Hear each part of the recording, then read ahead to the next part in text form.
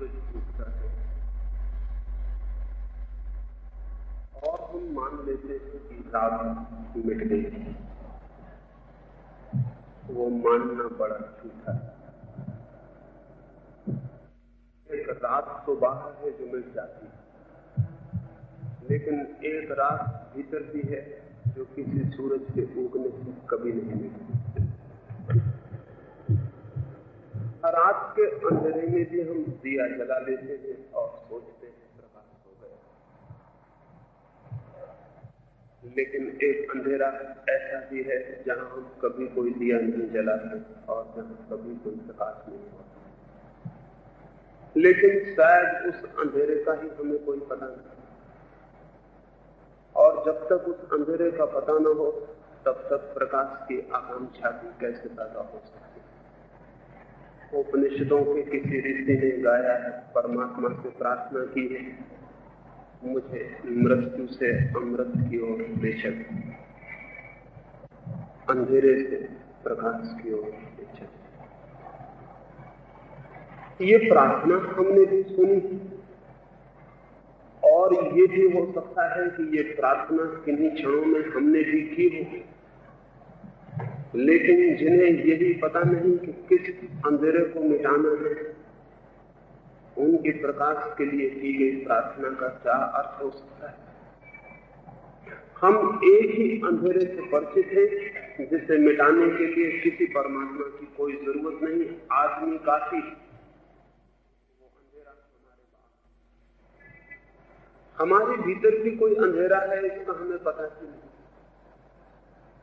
और जिस दिन इस भीतर के अंधेरे का पता चल जाए, उस दिन रोआ रोआ, श्वास श्वास एक ही प्रार्थना करने लगती है कि कैसे अंधेरे से बाहर जाऊं।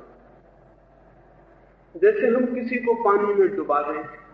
सुना है मैंने, एक फकीर था शेख फरीद,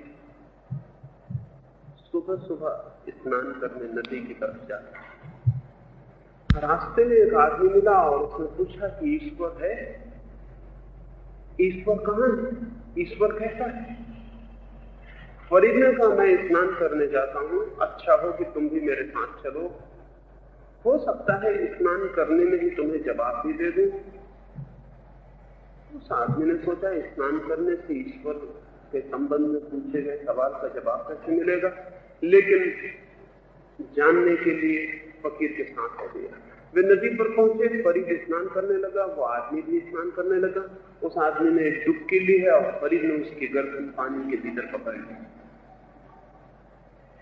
फरीद मजबूत आदमी थे, वो जिज्ञासु बड़ी मुश्किल में पड़ गया है। उसके प्राण एक ही आकांक्षा कर रहे हैं, कैसे बाहर निकल जाऊं, कैसे जान लूं, श्वास कैसे ले लूं, कैसे बाहर निकलूं। सारा रोआ रोआ तड़पने लगा है। फरीद मजबूत आदमी है, वो उसे पानी में दबाए चला गया है। बड़ी मुश्किल से वो आदमी छूट पाया। बाहर निकला है तो फरीद पर टूट पड़ा है कि मैंने पूछा था ईश्वर कहां है और तुम मेरे प्राण लिए लेते हो। मैं सोचा था किसी सन्यासी के पास जाता हूं, किसी हत्यारे के पास नहीं, कि तुमने क्या किया। फरीद ने कहा, ये बात पीछे कर लेंगे, अभी मुझे कुछ और पूछना है। जब तुम पानी के भीतर थे तो तुम्हारे मन में कितने सवाल थे? उस आदमी ने कहा, सवाल? फरीद ने पूछा, कितने विचार थे? उस आदमी ने कहा, विचार? न कोई विचार था, न कोई सवाल। एक ही ख्याल था, कैसे एक श्वास ले लूं। फिर तो वो ख्याल भी मिट गया। फिर तो सारे प्राण एक पुकार से भर गए कि कैसे श्वास मिले। फिर मुझे पता भी नहीं कि श्वास चाहिए थी। फिर मैं ऊपर उठ रहा, सारी ताकत लगा रहा था बाहर निकलने के लिए, लेकिन ये भी चेतन नहीं था, ये भी हो रहा था, ये भी मैं नहीं कर रहा। फरीद ने कहा, जिस दिन परमात्मा को ऐसे ही पुकारोगे, उस दिन पूछने की जरूरत नहीं रहेगी कि परमात्मा कहां है। हमने भी बहुत बार प्रार्थना की हो, प्रकाश की तरफ कौन नहीं जाना चाहता है, लेकिन अंधेरे का अनुभव ही हमें नहीं। और अंधेरे का अनुभव न हो तो प्राण प्यास से भरते नहीं कि हम प्रकाश की तरफ कैसे चले जाएं। फिर प्रार्थना झूठी हो जाती है। जिस प्रार्थना के पीछे प्यास न हो, उससे ज्यादा असत्य प्रार्थना कोई भी नहीं हो। हमारी सारी प्रार्थनाएं झूठी हो जाती हैं। और ज्ञान पाने के हमारा सारी चेष्टाएं और श्रम भी व्यर्थ हो जाते हैं, क्योंकि अज्ञान का, अंधेरे का ठीक ठीक बोध ही हमें नहीं। आज की सुबह तो मैं ये बात करना चाहूंगा कि भीतर अंधेरा है, घना अंधेरा है, लेकिन शायद हम उस अंधेरे को धीरे धीरे इतने आदी और परिचित हो गए हैं कि उससे हमें कोई पीड़ा नहीं होती। या ये भी हो सकता है अंधेरे में रहते रहते हम यही भूल गए हैं कि वो अंधेरा है। भीतर के अंधेरे का हमें कोई बोध, कोई चोट, कोई परेशानी, कोई चिंता नहीं। और जिस आदमी को भीतर के अंधेरे से चिंता और एंजाइटी पैदा न होती हो, उस आदमी के जीवन में धर्म का कभी भी कोई द्वार नहीं खुलता। धार्मिक लोग हैं, हिंदू हैं, मुसलमान हैं, जैन हैं, बौद्ध हैं, लेकिन धार्मिक आदमी नहीं है, क्योंकि बहुत मुश्किल से इस बात का ही बोध होता है कि मेरे भीतर अंधेरा है, मैं अज्ञान में हूं। मुश्किल से ये बात ख्याल में आती है कि मैं मृत्यु से घिरा हूं, अंधेरे से घिरा हूं। जीवन की बुनियादी भ्रांतियों में से एक भ्रांति यह है कि हम जानते हैं कि भीतर कुछ भी नहीं करना है, जो भी करना है वो बाहर करना है। धन कमाना है बाहर, भीतर भी कोई धन हो सकता है। यश कमाना है बाहर, भीतर भी कोई यश हो सकता है। रोशनी पैदा करनी है बाहर, दिए जलाने हैं बाहर, भीतर भी कोई दिया जलाने की बात है। जो भी करना है बाहर करना है, भीतर करने का कोई सवाल ही नहीं है। और इसलिए भीतर अगर हम वैसे ही रह जाते हैं जैसा जन्म के साथ पैदा हुए थे, मरने के दिन तक, तो कोई आश्चर्य नहीं है। हम भीतर के साथ बिल्कुल तृप्त और संतुष्ट हैं। हमें भीतर कुछ परिवर्तन ही नहीं करना है। ये भीतर कोई अभाव है, कोई कमी है, कुछ है भीतर जिसे बदलना है, कुछ है भीतर जिसे लाना है जो नहीं है। गुरजीएफ के पास एक यूनान में एक फकीर था, गुरजीएफ रूस का एक बहुत बड़ा गणितज्ञ ऑस्पेंस्की मिलने गया। ऑस्पेंस्की ने गुरजीएफ से कहा, हम सबके भीतर आत्मा है, कैसे उसे पाएं? गुरजीएफ बहुत हंसने लगा। उसने कहा, सबके भीतर आत्मा नहीं, सबके भीतर आत्मा नहीं। जिन्हें अमृत का कोई पता नहीं, उनके भीतर आत्मा होना ना होने के बराबर। जैसे हम कहें सब बीज के भीतर वृक्ष है, हो सकता है वृक्ष है नहीं, और बीज बिना वृक्ष हुए भी मर सकता है, बीज वृक्ष भी बन सकता है। लेकिन अगर सभी बीजों को यह ख्याल पैदा हो जाए कि हम तो वृक्ष हैं, तो उनकी दौड़ बंद हो जाएगी वृक्ष होने की। जो हमारे भीतर नहीं है वो हमने मान लिया है, इसलिए दौड़ बंद हो गई। प्रकाश हमारे भीतर बिल्कुल नहीं है, लेकिन हमने मान रखा है। ज्ञान हमारे भीतर बिल्कुल नहीं है, लेकिन हमने मान रखा है। अमृत हमारे भीतर बिल्कुल नहीं है, लेकिन हमने मान रखा है। परमात्मा हमारे भीतर बिल्कुल नहीं है, लेकिन हम सब दोहराए चले जाते हैं कि भगवान सबके भीतर हो सकता है। परमात्मा भी हो सकता है, अमृत भी हो सकता है, बीज वृक्ष बन सकता है, और आदमी आत्मा बन सकता है। लेकिन आदमी अभी आत्मा है नहीं, सिर्फ एक संभावना, एक पोटेंशियलिटी। आदमी प्रकाश हो सकता है, लेकिन आदमी प्रकाश है नहीं। आदमी एक गहन अंधेरा है। आदमी जाग सकता है, लेकिन आदमी सोया हुआ है। हम जो हो सकते हैं उसे हमने मान लिया है कि हम हैं, और इसलिए जीवन की सारी गति अवरुद्ध हो गई, सब रुक गया है। अगर एक गरीब आदमी मान ले कि वो धनी है, और एक भिखारी मान ले कि वो सम्राट है, फिर उस भिखारी के सम्राट होने की कोई उम्मीद न रही।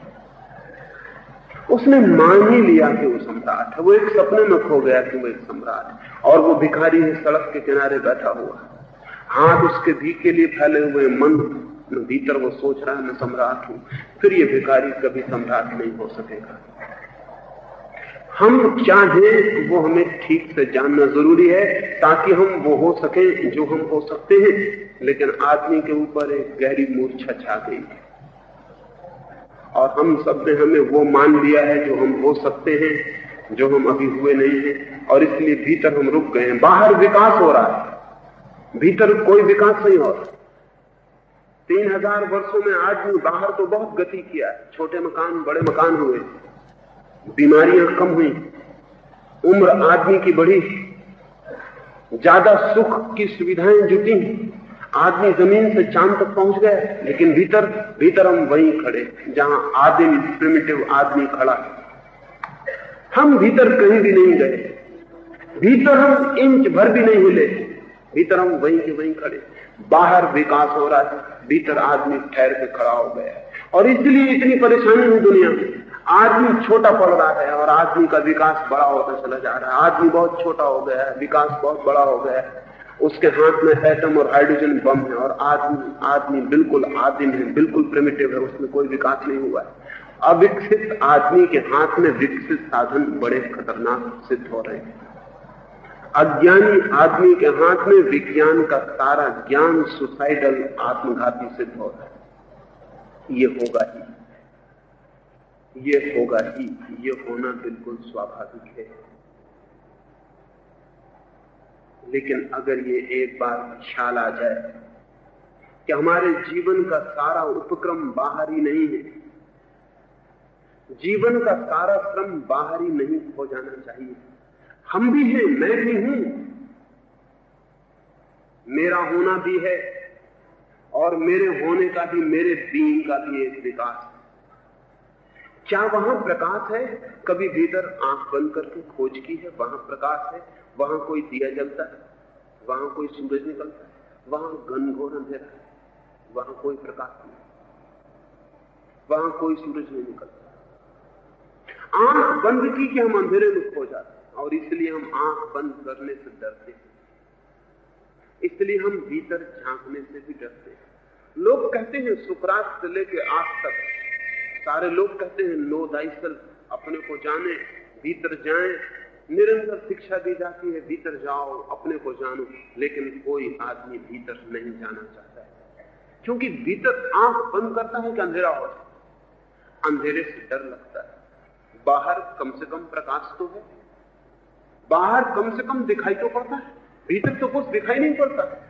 या अगर भीतर भी कभी कुछ दिखाई पड़ता है तो वो बाहर के ही प्रतिबिंब होते हैं, बाहर के ही रिफ्लेक्शंस होते हैं। आंख बंद होती है, मित्र दिखाई पड़ते हैं, दुश्मन दिखाई पड़ते हैं। फिर भी आंख बंद न हुई, फिर भी हम बाहर ही हैं, बाहर की तस्वीरों को देखे चले जा रहे हैं। वहां पे रोशनी है, लेकिन भीतर जितने गहरे उतरते हैं वहां उतना अंधेरा मालूम होता है, जैसे कोई गहरी अंधेरी खोह में उतर जाए। सीएम जोट एक बड़ा विचारक था। अभी किसी ने जोट को कहा था, कभी अपने भीतर जाएं, कभी उतरें अपने भीतर, कब तक बाहर का सोचते रहेंगे। जोट बीमार पड़ा था, सोचा कि अब बीमारी में बाहर जा भी नहीं सकता हूं, डॉक्टर कहते हैं बिस्तर पर ही पड़ा रहना पड़ेगा। तो सोचा कि जब बाहर नहीं जा सकता तो भीतर जाने की भी कोशिश करके देख ली जाए। फुर्सत अनायास मिल गई है, सोऊंगा भी तो कब तक सोऊंगा। आंख बंद की है तो भीतर तो घनघोर अंधेरा, भीतर तो कुछ भी नहीं है, कहां जाओ। हम सब भीतर से बचते हैं कि वहां अंधेरा है, वहां डर भी हो सकता, अनजान रास्ता हो सकता है, अनजान गट हो सकती। जो लोग ध्यान के थोड़े ही गहरे प्रयोग करते हैं, जो पहला अनुभव उन्हें आना शुरू होता है, वो ऐसा है जैसे किसी गहरे अंधेरे कुएं में गिर रहे हो, जिसकी कोई नीचे कोई बॉटम नहीं है, नीचे कोई तलहटी नहीं है, गिरते ही जा रहे, अंधेरा, डार्क एबिस। ईसाई फकीरों ने, ईसाई मिस्टिक्स ने नाम दिया है डार्क नाइट ऑफ सोल, आत्मा की अंधेरी रात। जो लोग भी भीतर उतरते हैं, पहला अनुभव अंधेरे का है, घनघोर अंधेरे का। हाँ, लेकिन अगर कोई चाहे तो उजाले की कल्पना कर सकता है, कोई चाहे तो बैठ के अंदर भी झूठे कल्पना के दिए जला सकता है, सोच सकता है कि माथे के बीच में दिए की ज्योति जल रही है, सोच सकता है कि माथे के पास सूरज चमक रहा है, सोच सकता है, कल्पना कर सकता है, इमेज बना सकता है। और तब तब वो असली प्रकाश तक कभी नहीं पहुंचेगा, क्योंकि वो असली अंधेरे से गुजरने से ही उसने इनकार कर दिया। जिनको भी सुबह तक पहुंचना है उन्हें रात से गुजरना पड़ेगा, और जिन्हें भी उस प्रकाश को खोजना है जो भीतर हो सकता है, उन्हें एक अंधेरी रात से भी भीतर गुजरना पड़ेगा। हम सब उस अंधेरी रात से बचने के लिए दो काम करते हैं। एक काम तो ये करते हैं कि हम भीतर जाते ही नहीं, उस उपद्रव से ही बच जाते हैं। हम जितना अपने से डरते हैं उतना किसी से भी नहीं डरते। अगर आपको एक कमरे में अकेला छोड़ दिया जाए, कहा जाए कि रह जाएं 30 दिन अकेले इस कमरे में, आप कहेंगे अकेला मैं नहीं रह सकता। इसका मतलब क्या हुआ? इसका मतलब हुआ कि आप किसी के भी साथ रह सकते हैं, अपने साथ नहीं रह सकते। इसका मतलब यह हुआ कि कोई भी साथी आप अपने से बेहतर साथी समझते हैं। किसी के भी साथ रह सकते हैं, आबासा कोई भी काम दे देगा। अगर आदमी न मिले तो आदमी एक कुत्ता पाल लेता, कुत्ते के साथ भी रह सकता है, लेकिन अपने साथ नहीं रह सकता, अकेला नहीं रह सकता। रेडियो खोल लेगा, जिस गीत को 1000 बार सुन चुका है उसे फिर सुनेगा, जिस अखबार को सुबह से 25 बार पढ़ चुका है उसे फिर से उठा लेगा, फिर से पढ़ना शुरू कर देगा। अपने साथ नहीं रह सकता है आदमी। हम इस योग भी नहीं कि अपने साथ रह सके। हम खुद को भी दोस्ती के योग्य नहीं मानते। तो एक तो हम बाहर उलझे रहते हैं ताकि भीतर न जाना पड़े, एक तो हम दूसरे लोगों के साथ रहे आते हैं ताकि अपने साथ न होना पड़े। इतने व्यस्त रहते हैं, इतने ऑक्युपाइड रहते हैं कि भीतर का ख्याल ना आए। सुबह से आखिरी रात सोने के क्षण तक व्यस्त है। इस व्यस्तता के पीछे बहुत मनोवैज्ञानिक बीमारी। कोई आदमी विश्राम नहीं करना चाहता, क्योंकि विश्राम में अपने साथ होना पड़े।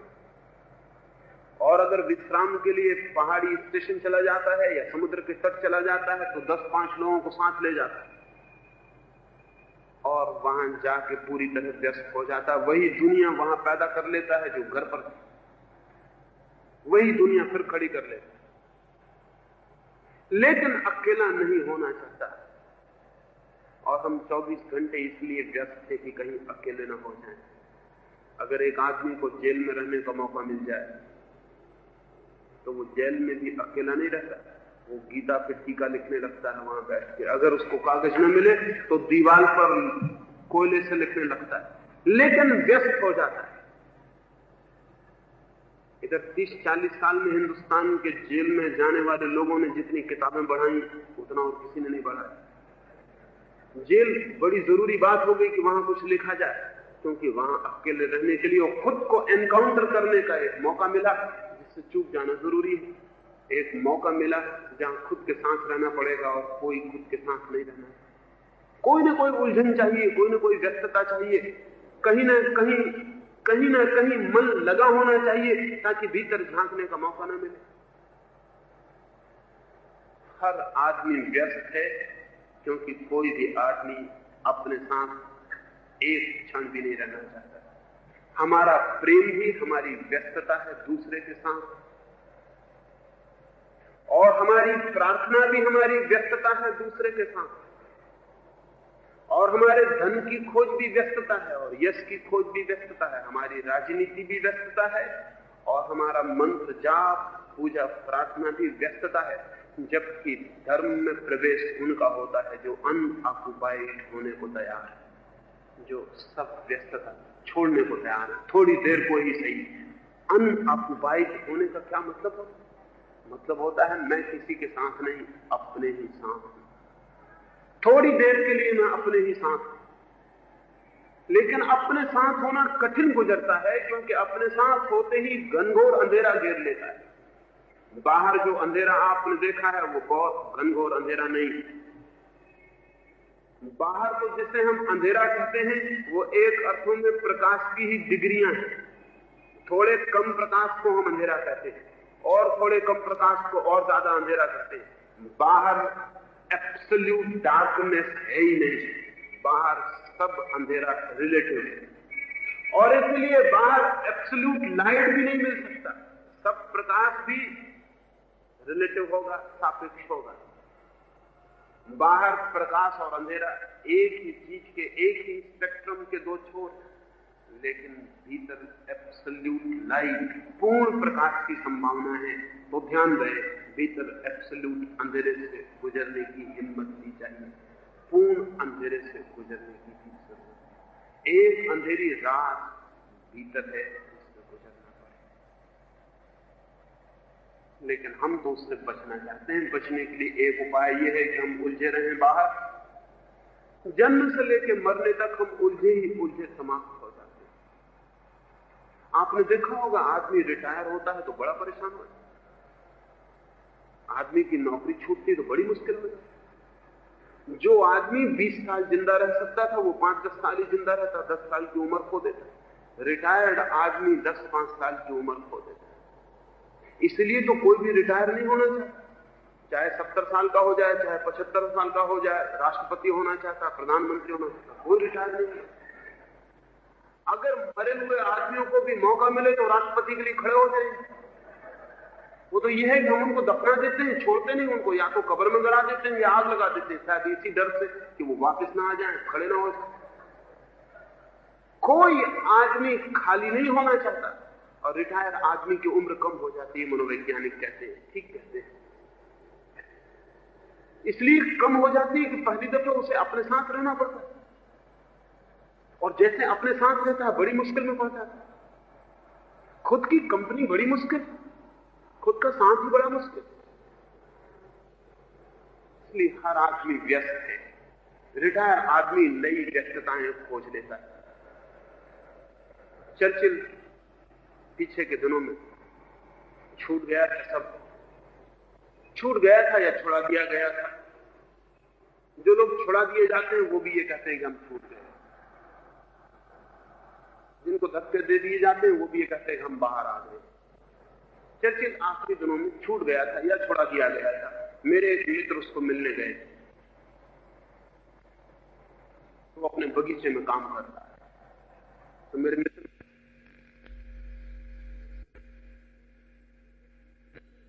तो दुनिया की ही जरूरत नहीं थी, चर्चिल की भी भीतरी जरूरत है। वो जो सुबह से रात तक राजनीति में उलझा था वो दुनिया की सेवा ही नहीं थी, वो चर्चिल की भीतरी जरूरत भी है। अब वो आदमी खाली हो गया, अब उससे कोई नहीं कहता कुछ करो, अब वो बगीचे में गड्ढा खोद रहा है। वो कहता है बिना किए 1 मिनट नहीं रहा जा सकता। औरंगजेब ने अपने बाप को बंद कर दिया था।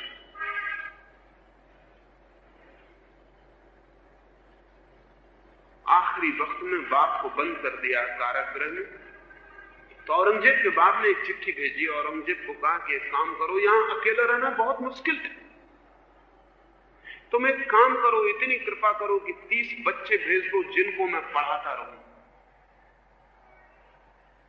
औरंगजेब ने अपनी आत्मकथा में लिखवाया है कि मेरे बाप को फुर्सत से रहना जरा भी पसंद नहीं। उसने 30 बच्चे बुला लिए और अब उसने पढ़ाने का काम शुरू कर दिया, और 30 बच्चों के बीच में फिर उसने वो अकड़ वापस पा ली है जो एक बादशाह की होती। 30 बच्चों के बीच में फिर बादशाह हो गया, फिर उनको डांट रहा है, ठीक कर रहा है, सुधार कर रहा है, समझा रहा है, पढ़ा रहा है, बुझा रहा है। फिर उसने चारों तरफ चिंताएं खड़ी कर ली। वो अकेला नहीं रह सकता, वो आराम नहीं कर सकता। कौन रह सकता है अकेला? जो आदमी अकेला रह सकता है वो परमात्मा के पास पहुंच सकता है, और जो आदमी अकेला नहीं रह सकता वो कभी भी भीतर प्रवेश नहीं कर सकता। अकेला होना तो भीतर होने की पहली शर्त है। अकेले होने में महत्व इसी बात का है कि हम अव्यस्त होने की, अनऑक्युपाइड होने की थोड़ी हिम्मत जुटाएं। लेकिन या तो हम बाहर व्यस्त होते हैं, या अगर हम बाहर से ऊब गए, और हर आदमी ऊब जाता है। कब तक कोई आदमी, कितनी ही कम बुद्धि का आदमी हो तो भी रिपीटिशन उबा देने वाला है। ज्यादा बुद्धि के लोग जल्दी उब जाते हैं, बुद्ध जैसे लोग जवानी में उब जाते हैं। कम बुद्धि के लोग बुढ़ापे में उठते हैं, इसलिए बुढ़ापे में धार्मिक हो पाते हैं। ज्यादा बुद्धिमान आदमी हो तो बचपन में ही धार्मिक हो जाएगा। कम बुद्धि का आदमी हो तो मरते दम तक उसको फिर ख्याल मरते वक्त तक आएगा। लेकिन हर आदमी ऊब जाता है, सिर्फ जानवर नहीं ऊबते। आपने जानवर को कभी बोर होते नहीं देखा हो, किसी भैंस को आपने कभी बोरडम में नहीं देखा होगा कि ऊब गई हो, परेशान। कभी नहीं। भैंस कभी नहीं उगती, उगने के लिए बुद्धि चाहिए, और जितनी तेज बुद्धि हो उतनी जल्दी ऊब पैदा हो जाती। बुद्ध ने एक आदमी को मरते देखा और पूछा कि क्या मैं भी मर जाऊंगा? हमने पूछा कभी एक आदमी को मरते देख? हम रोज हर आदमी न मालूम कितने आदमियों को मरते देख। हम कभी ये नहीं पूछते क्या मैं मर जाऊंगा, बल्कि इस प्रश्न को टालते हैं कि कहीं दूसरे के मरने से मुझे मेरे मरने का ख्याल ना आ जाए। तो हम इससे टालने की तरकीब क्या है हमारी? हम उस दूसरे के साथ बड़ी सहानुभूति करते हैं, जबकि सहानुभूति अपने साथ करनी चाहिए। हम कहते हैं बेचारा मर गया, हम कभी ये नहीं कहते कि ये बेचारा अब मरेगा। हम अपने माइंड को डाइवर्ट करते हैं उसकी सहानुभूति में कि बेचारा मर गया, 2 बच्चे छोड़ गया, पत्नी छोड़ गया, बड़ा बुरा हुआ, ऐसा नहीं होना था, क्या इलाज नहीं हो पाया, क्या नहीं हो पाया। हम उस आदमी में अपने को उलझा के वो जो एक सवाल उठता हमारे भीतर जाके खड़ा हो जाता कि क्या मैं मर जाऊंगा, उससे हम फिर बच जाते। 2 घंटे बाद वो आदमी भूल जाता है, दूसरे काम में हम लग जाते। बुद्ध ने पूछा क्या मैं मर जाऊंगा? बुद्ध ने एक बूढ़े हुए आदमी को देखकर पूछा कि क्या मैं बूढ़ा हो जाऊंगा? ये हम कभी नहीं पूछते। असल में हम मैं के संबंध में सवाल ही नहीं उठाते। हम मैं को हमेशा सवाल के बाहर रखते हैं। हम ये पूछ सकते हैं फला आदमी बेचारा कितने जल्दी बूढ़ा हो गया। हम ये पूछ सकते हैं फला आदमी कितना बीमार रहता है। हम ये पूछ सकते हैं फला आदमी मर गया, अच्छा नहीं हुआ या अच्छा हुआ। लेकिन हम इन सवालों को अपने मैं से कभी नहीं जोड़ते, बल्कि अगर कोई जोड़े तो हम कहेंगे ऐसी बातें मत करो। एक महिला मेरे साथ सफर में थी कुछ दिन हुए, वो कहने लगी आत्मा तो अमर है। मैंने उससे कहा कि अगर मैं तुझे ये बताऊं कि आज ये जो ट्रेन चल रही है टकरा जाएगी और हम दोनों मर जाएंगे, उसने कहा ऐसी अपशगुन की बातें मत करिए, ऐसी बात ही मत करिए, आप दूसरी बातें करिए। आप जैसा आदमी ऐसी बात करे तो बहुत डर लगता है कहीं टकरा ही जाए, कुछ हो, ये बात ही मत करिए। मैंने उससे कहा अभी तू कहती थी आत्मा अमर है और अब तू कहने लगी अपशगुन की बातें मत करिए। अगर आत्मा अमर है तो मृत्यु अपशगुन नहीं है, क्योंकि मृत्यु है ही नहीं। और अगर मृत्यु अपशगुन है तो आत्मा अमर है, ये बात झूठ है। इन दो में से कुछ एक तय कर ले। उसने कहा वो कुछ भी हो, लेकिन मैं मरने के बाबत सोचने नहीं चाहती। हम में से कोई भी नहीं सोचना चाहता, इसलिए हम मरघट गांव के बाहर बनाते हैं। बनाना चाहिए बीच में, ठेठ बाजार में, क्योंकि हर बच्चा देख सके, जागे, जब से होश आए तब से उसको मरघट दिखाई पड़ना चाहिए। क्योंकि मरघट से बड़ी सच्चाई जिंदगी में दूसरी नहीं है, लेकिन उसको हम झूठ किए हुए हैं, उसे ऐसी दूर बनाए हुए कि वहां न कोई जाए न कोई देखे। छोटे बच्चों को तो हम मरघट ले जाते भी नहीं। कोई मर जाए, रास्ते पे निकलता हो, छोटे बच्चों को माँ बाप भीतर बुलाते, भीतर आ जाओ, कोई मर गया। कोई मर गया तो सब बाहर आ जाओ, क्योंकि तुम्हें भी मरना पड़ेगा। इस आदमी को ठीक से देख लो, इस सवाल को भीतर जाने दो, इस सवाल को अपने मैं से जुड़ने दो। लेकिन हम नहीं जुड़ने देते। कोई मरता है हमेशा, हम कभी नहीं मरते। हमेशा कोई और मरता है, somebody dies, वो कोई और है। लेकिन कभी ये कोई की जगह मेरा मैं नहीं बैठ पाता, इसको हम जोड़ते हैं, हम टालते हैं। हम जिंदगी के सब बड़े सवाल टालते हैं जिनसे भीतर जाना पड़ेगा, और इसलिए जिंदगी को ही हम टाल देते हैं। और इसलिए हम ऊब भी नहीं पाते। नहीं तो हम ऊब जाएं, लेकिन कम से कम बुद्धि का आदमी भी धीरे धीरे ऊब जाता है। वही दफ्तर सुबह, वही सांझ, वही सोना, वही उठना, वही बैठना, 24 घंटे। अगर कभी ऊब भी जाता है आदमी तो वो नई रूटीन पूछता है। वो ये नहीं पूछता कि अब मैं बाहर से ऊब गया तो मैं भीतर जाऊं। वो ये पूछता है कि मैं इससे ऊब गया, अब मैं क्या करूं। एक आदमी धन कमाते कमाते ऊब जाता है तो वो कहता है माला फेरूं, मंदिर जाऊं, गीता पढ़ूं, क्या करूं।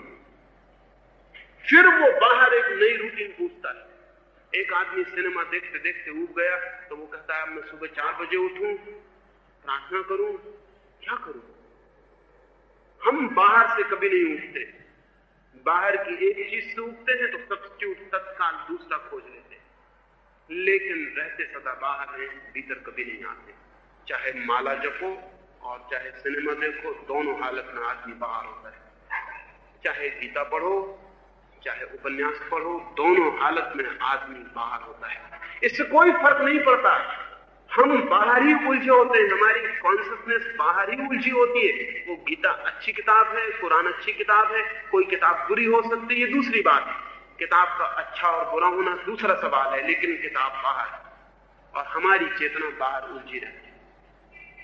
हम चेतना को कभी भीतर की तरफ नहीं लाते। वहां एक बड़ी अंधेरी रात हमारी प्रतीक्षा कर रही है, उसका एक अनकॉन्शियस फियर, एक डर हमारे मन में है कि वहां गए तो अंधेरा है, और वहां गए तो अनजान, और वहां गए तो अननोन, और वहां गए तो कोई ऐसे रास्ते जिन पर हम कभी नहीं चले, और वहां जाएं तो कहीं हम खो ना जाएं, भटक ना जाएं, क्योंकि हमारी सब तख्तियां, हमारी पदवियां, हमारे दरवाजे पर लगे हुए बोर्ड, वो सब यहीं रह जाएंगे। हम वहां भीतर जाएंगे, न वहां नाम होगा, न वहां पिता होगा, न धर्म होगा, न ठिकाना होगा, न कोई डिग्री होगी, न कोई पदवी होगी, न कोई पद प्रतिष्ठा होगी।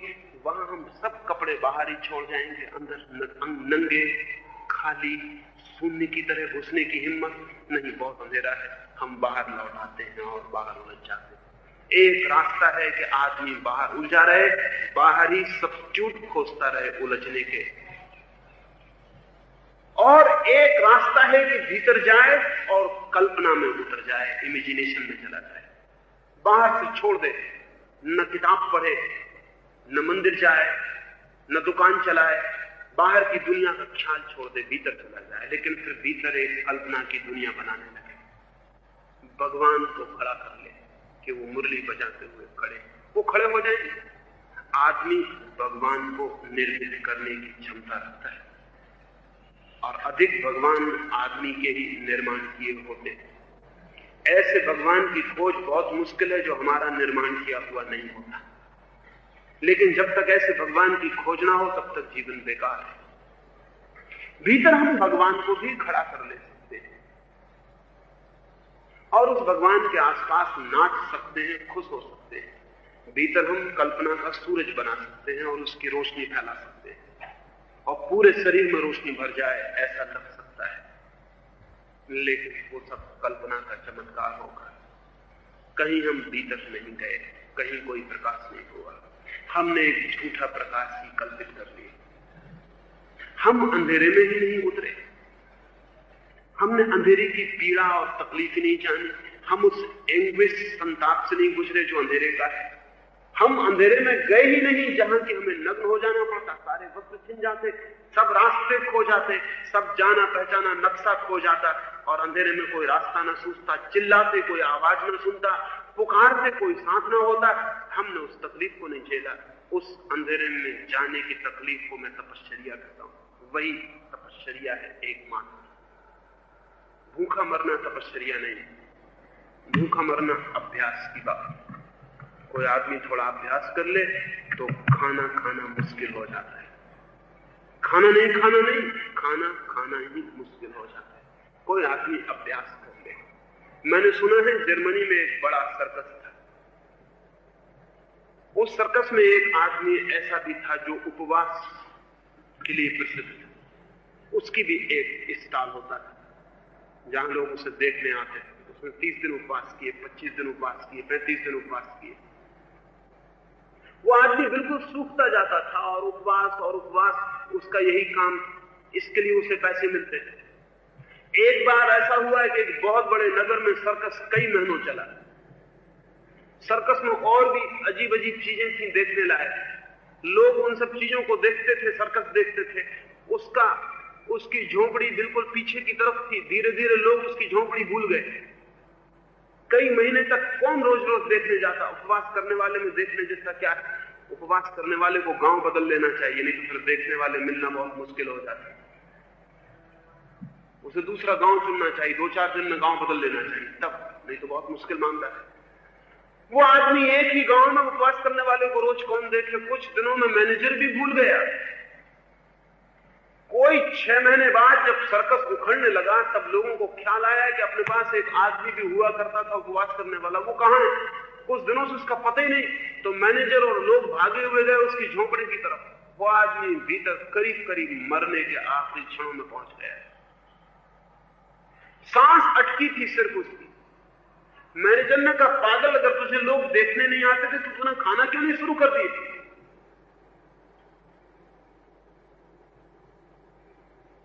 उस आदमी ने बड़ी धीमी आवाज में, अब उसकी जान बिल्कुल निकलने के करीब थी, इतना ही कहा, खाना। पहले तो खाना छोड़ने में बड़ी तकलीफ हुई थी, अब खाना खाने में उतनी ही तकलीफ होती। अभ्यास की बात। कोई देखने नहीं आता था लेकिन वो खाना नहीं खाता। अगर 3-4 दिन आप भी खाना ना खाएं तो 5वें दिन से भूख मरनी शुरू हो जाती है, क्योंकि शरीर एक नई तरकीब खोज लेता है। शरीर अपने को ही खाने लगता है भीतर से, फिर बाहर से खाने की जरूरत नहीं रह जाती।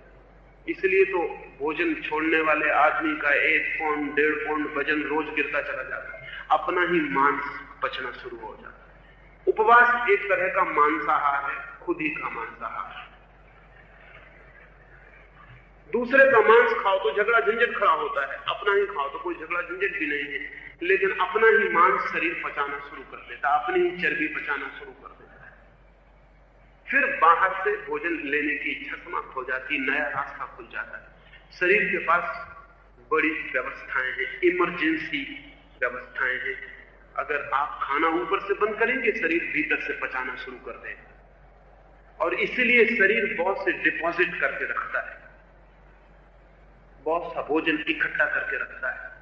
मोटा जो आदमी है वो मोटा इसीलिए है कि वो आदमी ज्यादा भोजन इकट्ठा कर लिया है। जैसे तिजोरी में कुछ आदमी ज्यादा इकट्ठा कर लेता है, मोटे आदमी ने शरीर में ज्यादा डिपॉजिट कर लिया है, वो घबराहट में कर लिया है उसने। मनोवैज्ञानिक कहते हैं कि मोटा आदमी एक तरह का कंजूस आदमी, और अक्सर कंजूस और मोटा साथ साथ मिलेंगे। उसका कारण होता है, उसका कारण को लिखना है, उसका जो मन है वो इकट्ठा करने वाला है, वो सब तरफ इकट्ठा करता है। वो शरीर में इतनी चर्बी इकट्ठी कर लेता है कि कब जरूरत पड़ जाए, मान लो कई दिन तक भोजन न मिले तो फिर क्या होगा, तो वो इकट्ठा कर लेता है।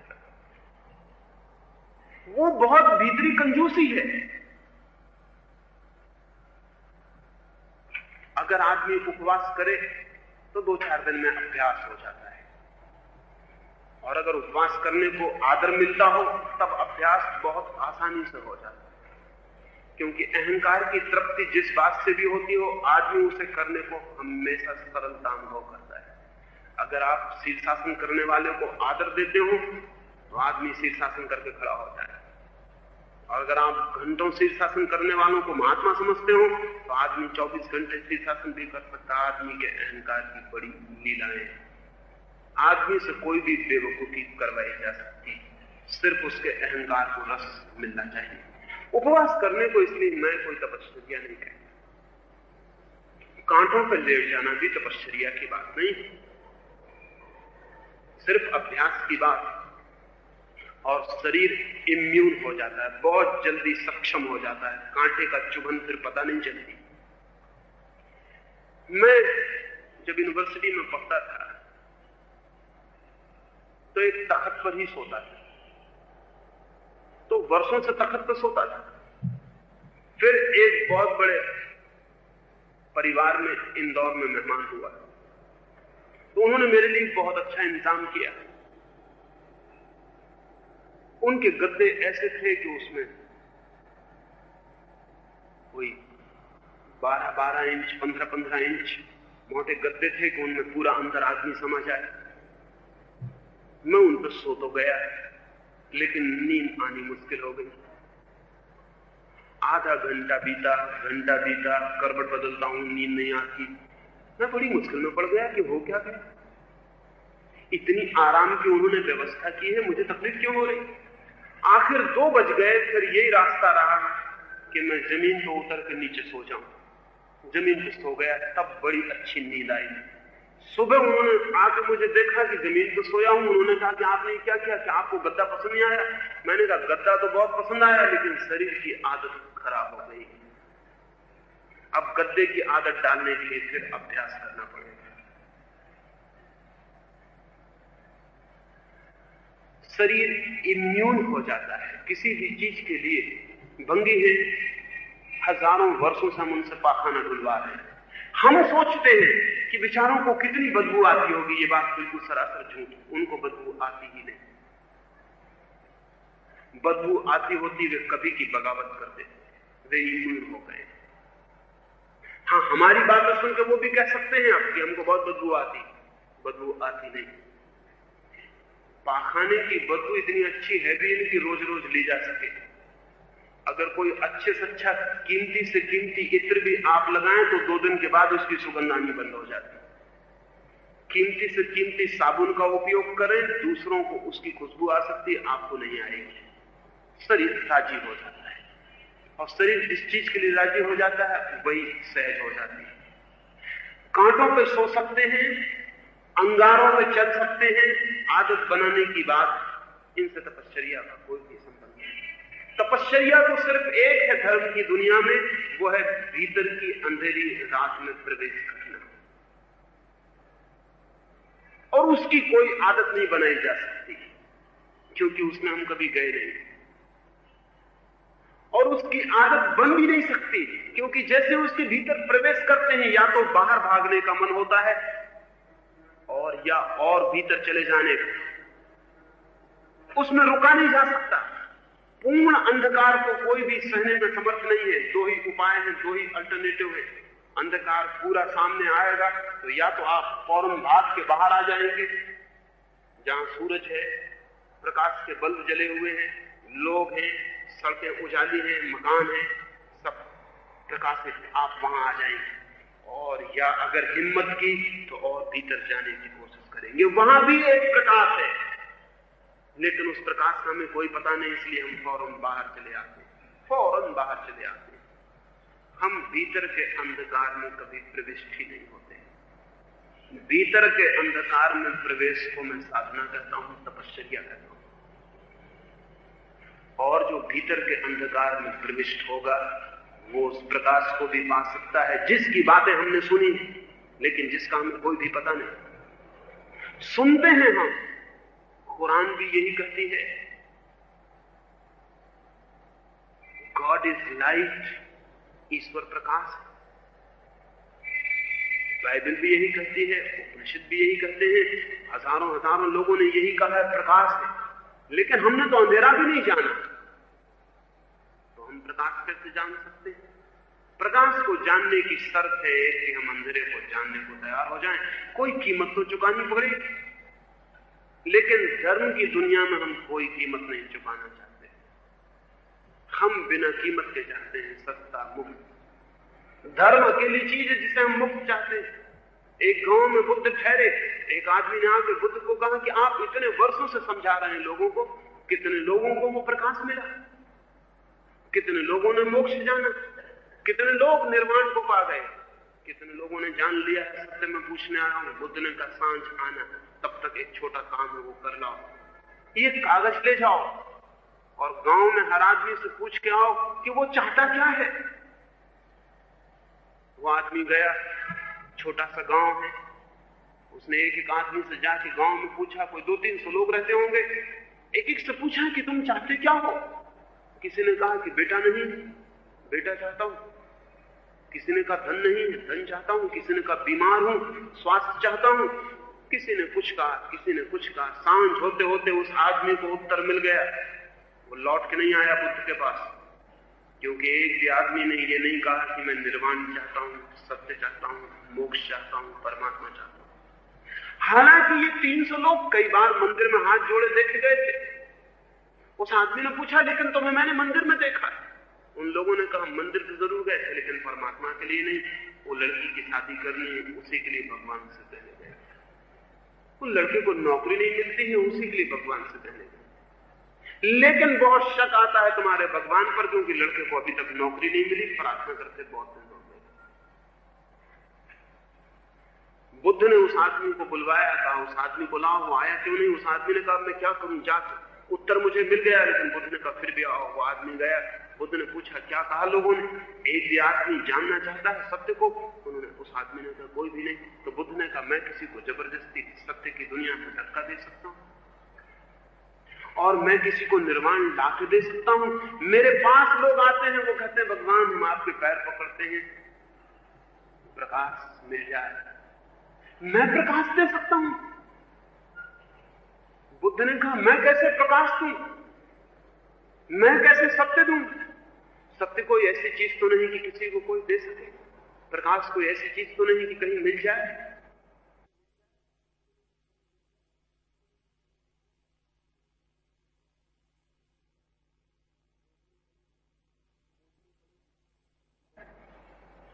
खोजनी पड़ेगी।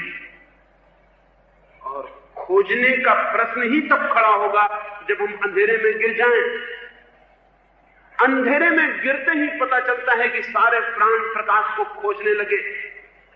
अंधेरे में गिरते ही पता चलता है कि सारे प्राणों में एक प्यास भर गई है, प्रकाश कहां है।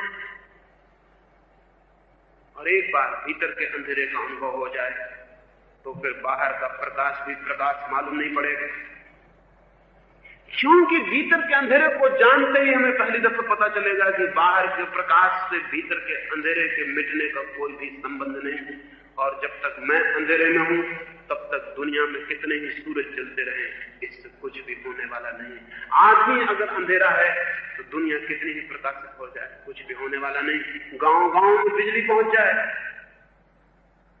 ये भी हो सकता है। आज नहीं कल मैं एक रूसी किताब पढ़ता था, एक वैज्ञानिक की उसकी योजना है कि 100 साल के भीतर रात हम मिटा देंगे। हम हर गांव के ऊपर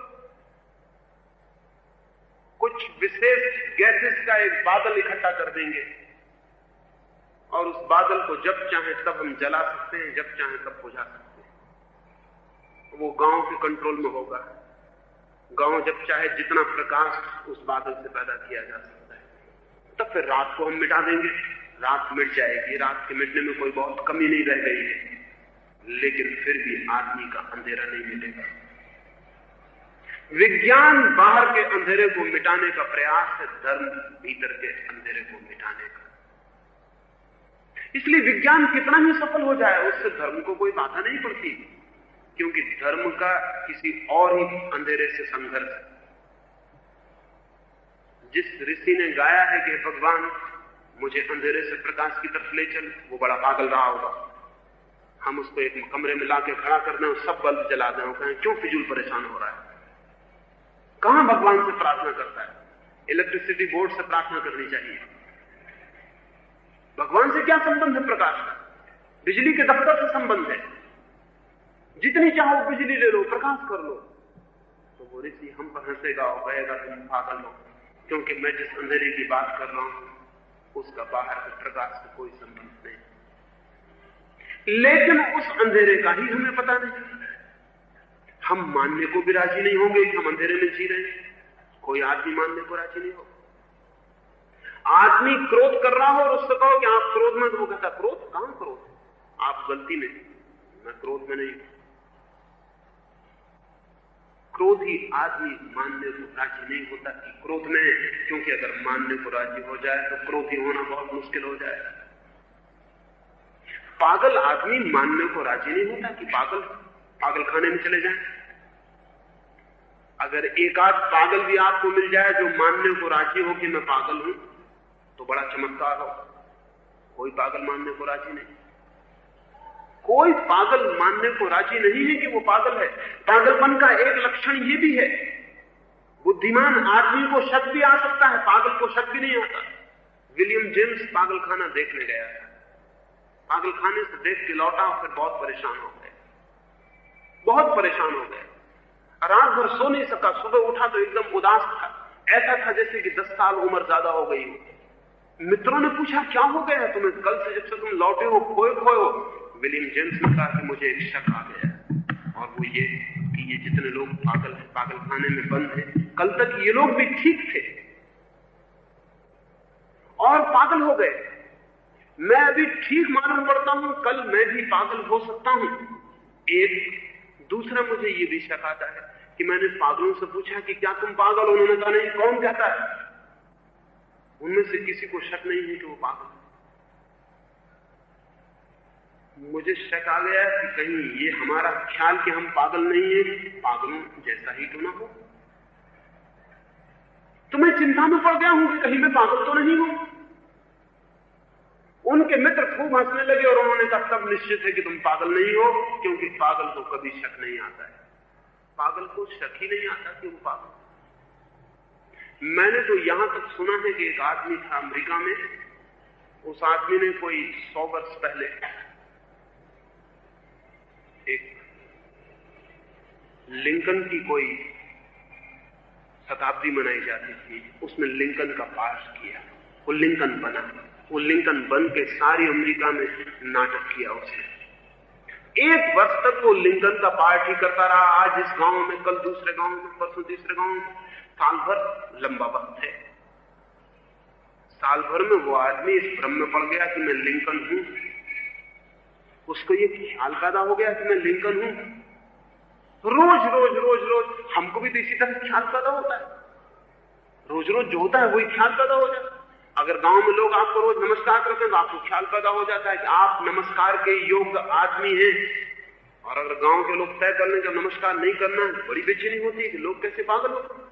मैं नमस्कार के योग्य आदमी, कोई नमस्कार नहीं करता।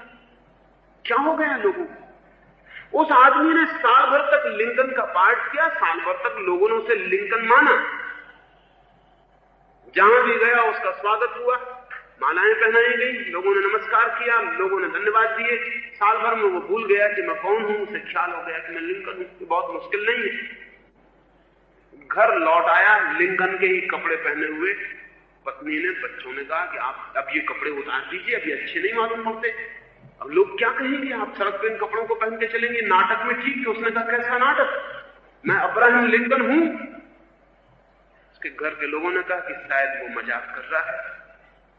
लेकिन जब 2-4 दिन मजाक चली और लंबी हो गई, मजाक थोड़ी देर चले तो समझ में आती है, फिर मुश्किल हो जाता है। जब 2-4 दिन हो गया वो लिंकन की अकड़ में बोलता। लिंकन जहां अटकता वहीं अटकता। लिंकन लंगड़ा के चलता तो वो भी लंगड़ा के चलता। तब तो घर के लोगों ने कहा कि कुछ गड़बड़ हो गई। घर के लोगों ने समझाने की कोशिश की, लेकिन जितना समझाया उतनी मुश्किल होती चली गई। वो आदमी जिद पकड़ता चला गया कि मैं लिंकन हूं, कमी क्या है मुझ में? आखिर लिंकन होने में मेरी कमी क्या रह गई? फिर उन्होंने सोचा कि किसी मनोवैज्ञानिक को देखना है। तो बात आगे बढ़ गई। वो एक मनोवैज्ञानिक के पास ले गए। तो रोज उसे समझाया कि तुम लिंकन नहीं हो, कहो कि लिंकन नहीं हो। तो एक छोटी सी मशीन होती है, लाई डिटेक्टर।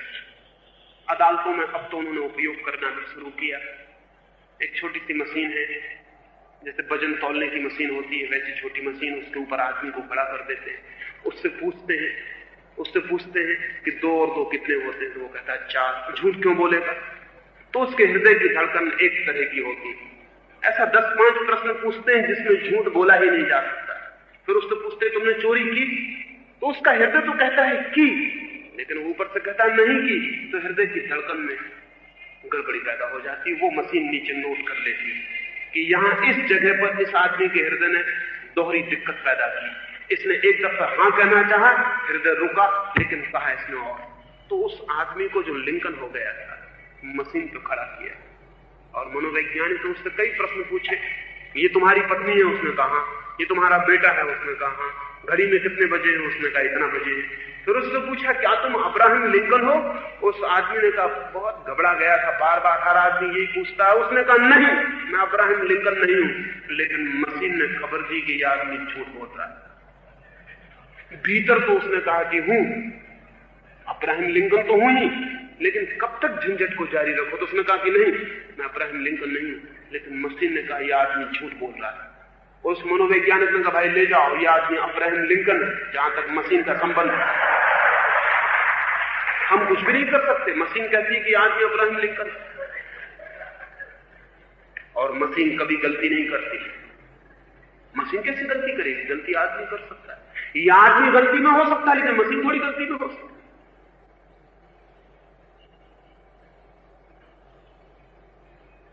हमें पता ही नहीं कि हम जो अपने को मान लेते हैं वो हो जाते हैं। हमने अपना बाहर होना मान लिया है, हम वही हो गए।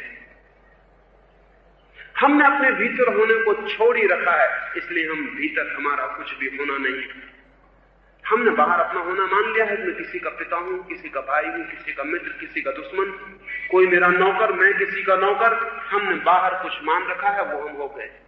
वो सब अब्राहम लिंकन होना है। और मशीन पे भी खड़ा करके पूछा जाए तो मशीन भी कहेगी यही ठीक है कि यह आदमी, इसका नाम रामचंद्र है।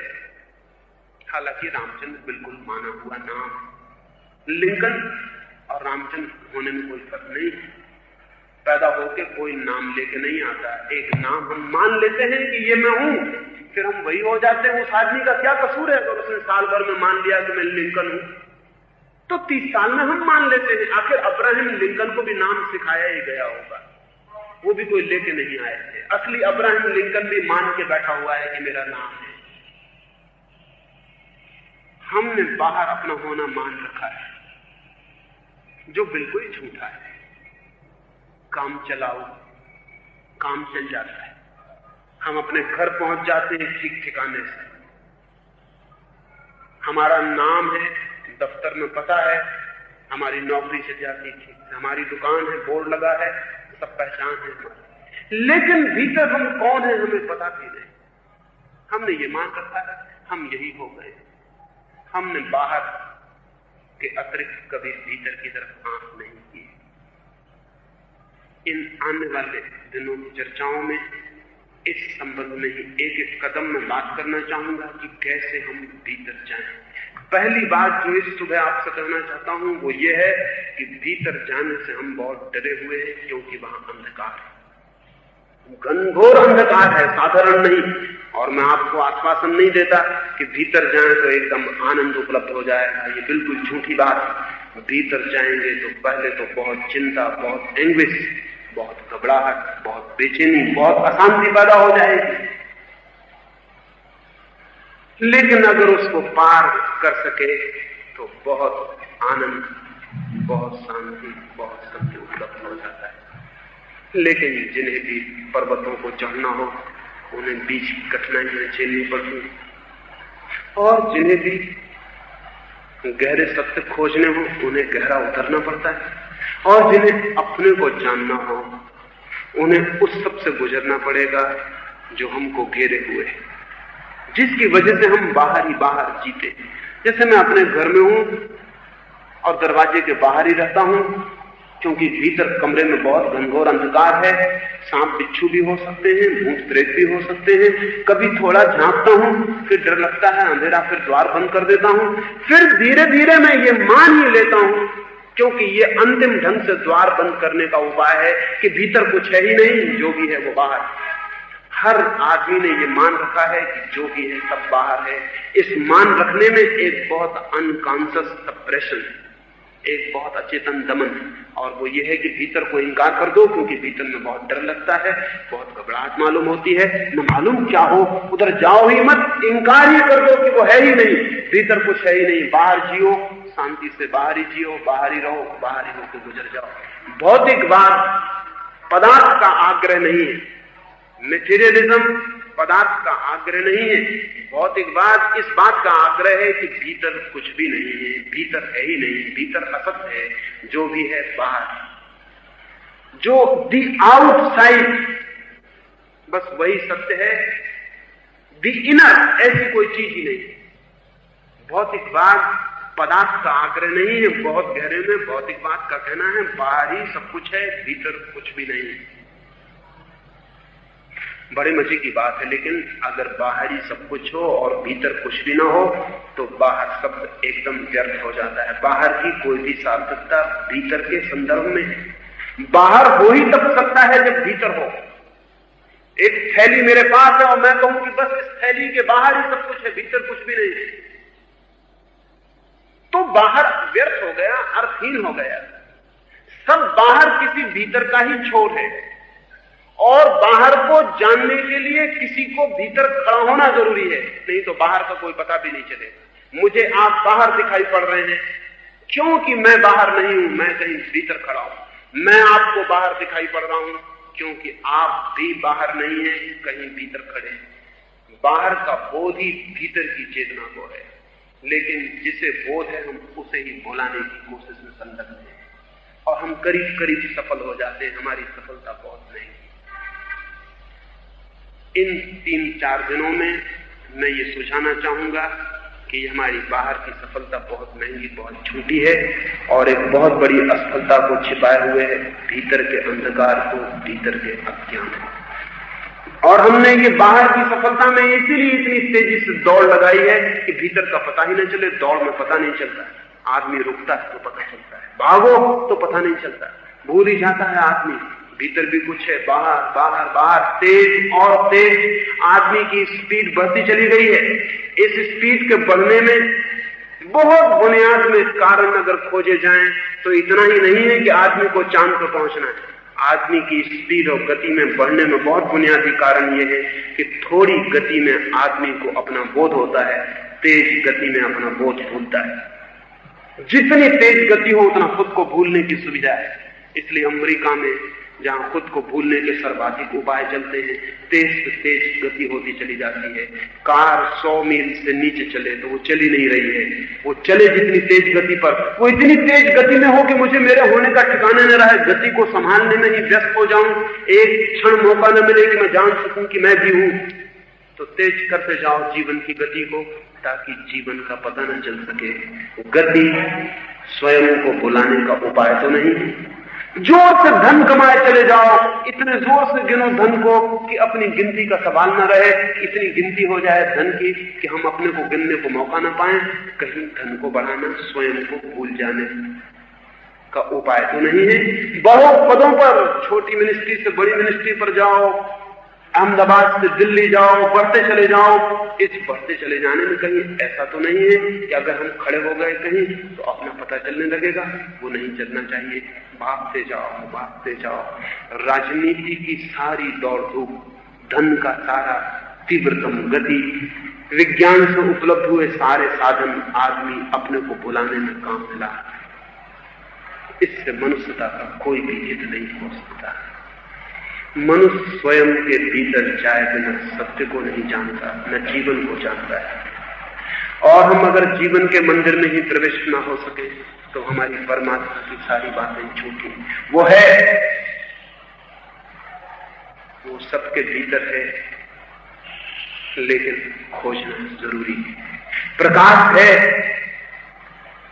लेकिन खोजना जरूरी है। अंधेरे की यात्रा जरूरी। एक अंतिम वचन अपनी बात पूरी करूंगा। नीत्शे ने कहा है, और पृथ्वी पर जिन थोड़े से लोगों ने भीतर के अंधकार का साक्षात किया है, उनमें नीत्शे अद्भुत है। उसी में पागल हो गया, उस अंधेरे की घबराहट में पागल कर दिया। नीत्शे ने कहा है, जिन वृक्षों को आकाश छूना हो उन्हें अपनी जड़ें पाताल तक भेजनी पड़ती। जिस वृक्ष को आकाश छूना हो उसे अपनी जड़ें पाताल तक भेजनी पड़ती। और जिसे प्रकाश खोजना हो उसे अंधकार की अंतिम गहराइयों तक उतरना पड़ता है। उल्टी लगेगी ये बात कि अगर प्रकाश खोजना है तो अंधकार से क्या संबंध, और अगर आकाश की तरफ जाना है तो पाताल में जड़ें क्यों भेजे। लेकिन ध्यान रहे, जितनी छोटी जड़ नीचे जाती है उतना वृक्ष ऊपर कम जाता है। जितनी जड़ नीचे गहरी जाती है अंधकार में, उतना वृक्ष की शाखाएं ऊपर उठती हैं सूर्य के प्रकाश में। ऊपर की शाखाएं सूर्य के प्रकाश को चूमना चाहती हो तो नीचे की शाखाओं को गहनतम अंधकार चूमना पड़ता है। आदमी भी एक वृक्ष, और भीतर अंधकार भी है और प्रकाश भी। लेकिन जो अंधकार में उतरने की हिम्मत नहीं रखते वे कभी प्रकाश तक नहीं पहुंच पाते हैं। पहला सूत्र है अंधकार में उतरने का साहस, तो फिर प्रकाश बहुत दूर नहीं है। कैसे अंधकार का साक्षात करें वो संध्या आपसे मैं बात करूंगा। मेरी बातों को इतनी शांति और प्रेम से सुना, संप्रीत हूं, और अंत में सबके भीतर बैठे परमात्मा को प्रणाम करता हूं। मेरे प्रणाम स्वीकार करें।